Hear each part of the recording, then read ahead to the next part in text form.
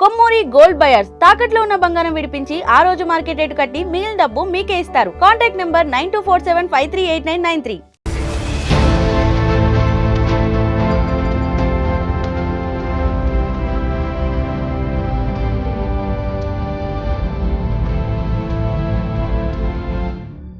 రామాయణంలో వందల పాత్రలు మనకు తారసపడతాయి.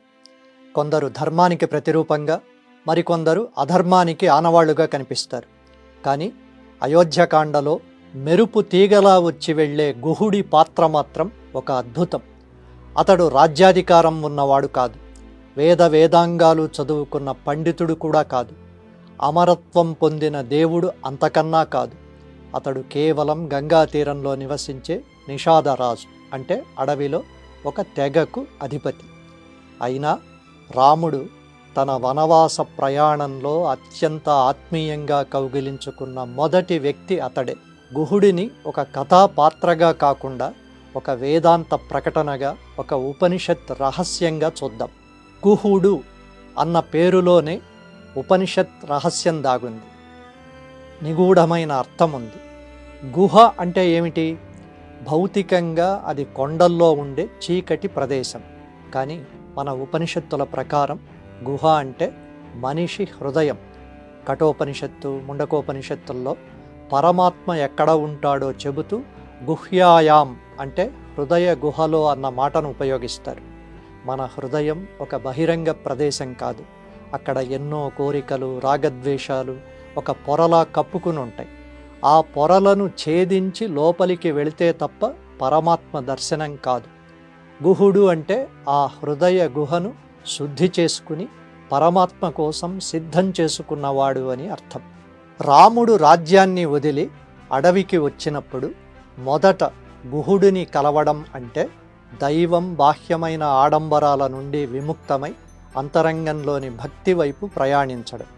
గుహుడు రాముడిని తన రాజ్యానికి ఆహ్వానించడం, భగవంతుడికి తన రాజ్యాన్ని అంటే తనువుని అర్పించుకోవడం అన్న ఆత్మ నివేదనకు సంకేతం. ఆత్మసమ సఖ అన్న పిలుపులో సామాజిక విప్లవం ఎలా ఉందో చూద్దాం.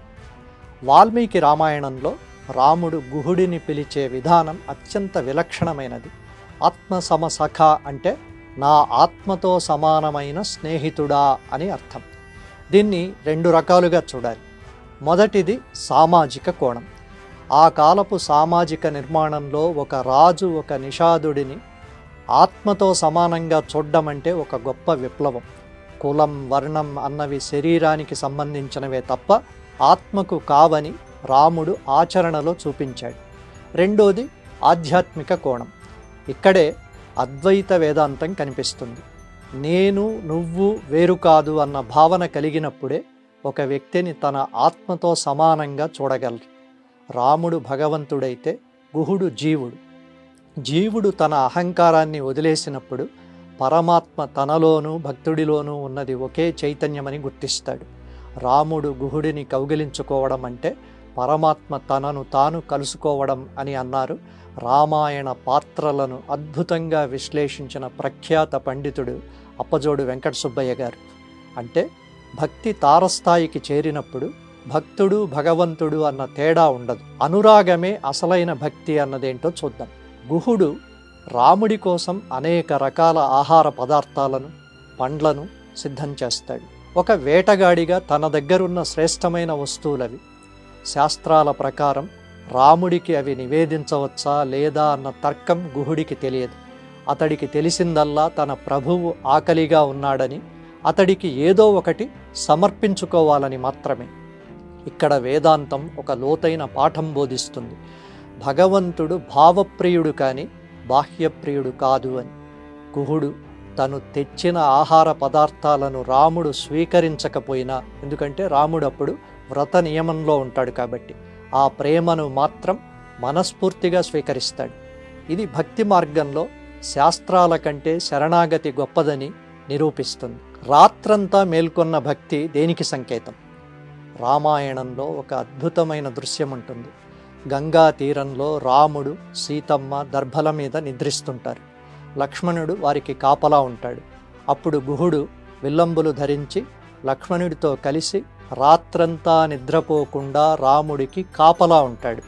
దీని వెనకున్న తాత్విక సందేశం ఏంటి? సాక్షాత్తు లోకాన్ని రక్షించే రాముడికి ఒక సామాన్య గుహుడు కాపలా కాయడం ఏమిటి? ఇక్కడే అసలైన సాధన దాగుంది. నిద్ర అజ్ఞానానికి సంకేతం, మేల్కొని ఉండడం జాగరూకత లేదా జ్ఞానానికి సంకేతం. భక్తుడు తన హృదయంలో రాముడిని అంటే దైవత్వాన్ని కాపాడుకోవడానికి ఎల్లప్పుడూ జాగరూకతతో ఉండాలి. విషయ వాసనలు అన్న దొంగలొచ్చి తనలోని దైవ చింతనను దోచుకోకుండా గుహుడిలా జ్ఞానమనే ధనస్సు పట్టుకుని కాపలా కాయాలి. గుహుడు ఇక్కడ కేవలం రాముడికి కాపలాదారుడు కాదు, ప్రతి సాధకుడికి ఒక మార్గదర్శి. రామాయణంలోని పాత్రలన్నీ మానవ మనస్తత్వానికి ప్రతీకలు.